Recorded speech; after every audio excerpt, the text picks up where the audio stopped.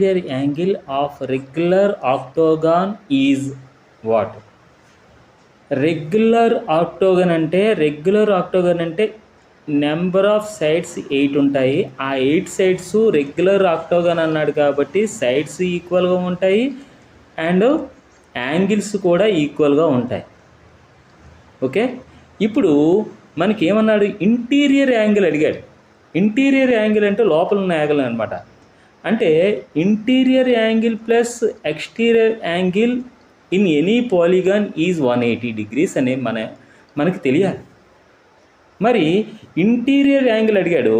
Exterior angle తెలిసినట్టయితే మనకి exterior angle అనేది ఎలా వస్తుంది? మనకి 360 degreesని మనము ఎంతో నెంబర్ ఆఫ్ సైడ్స్తో డివైడ్ చేసినట్టయితే ఎక్స్టీరియర్ యాంగిల్ వస్తుంది.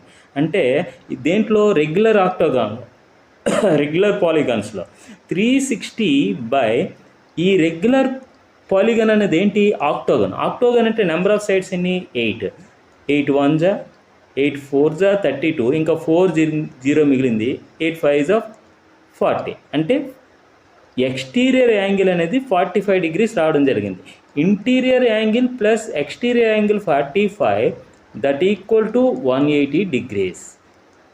ఇప్పుడు ఇంటీరియర్ యాంగిల్ కావాలంటే ఏం చేస్తాం? 180 minus 45 degrees that equal to 135 degrees. ఎక్కడుంది option? C option is right answer. Okay.